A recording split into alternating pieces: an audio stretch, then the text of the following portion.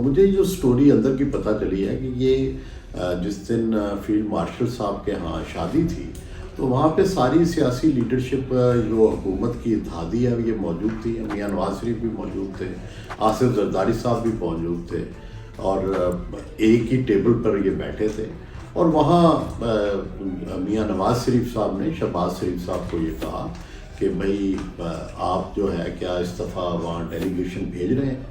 تو پھر اسی وقت رانا ثناءاللہ صاحب کی ڈیوٹی لگی. پھر ایک 3 رکنی وفد جو ہے وہ طے ہوا جس میں سردار یاس صادق صاحب تھے, رانا ثناءاللہ صاحب تھے اور طارق فضل چوہدری صاحب تھے. اور رانا ثناءاللہ صاحب ظاہر ہے پولیٹیکل نیریٹو جو ہے نون کا اس کو ہینڈل کرتے ہیں.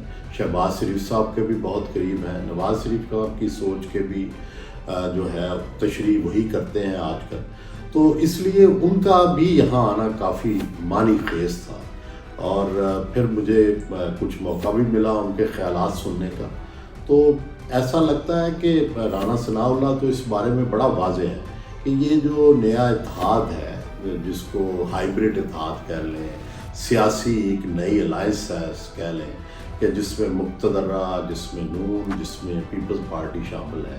تو ان کی تو یہ واضح بار بار وہ یہ کہہ رہے ہیں کہ اگر ان تینوں میں سے کوئی ایک بھی پیچھے ہٹا تو پھر یہ کام نہیں چلے گا, یہ سلسلہ نہیں چلے گا, یہ حکومت نہیں چلے گی اور نہ یہ نظام چل سکے گا.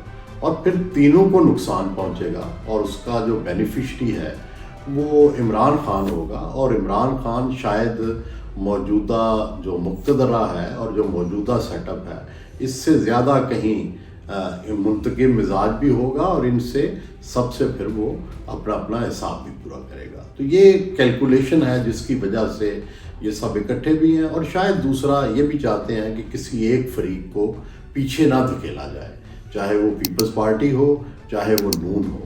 تو یہ مجھے ایک جو نیو چارٹر آف فرینڈشپ ہے اس میں بنیاد یہ لگتی ہے کہ یہ دونوں ایک دوسرے کو پیچھے دھکیلنے یا ایک دوسرے کو اگنور کرنے جو ہے اس کے حوالے سے مزاحمت کریں گے اور اکٹھے رہنے کی کوشش کریں گے اور ایک دوسرے کے مفادات کا تحفظ کرنے کی کوشش کریں گے.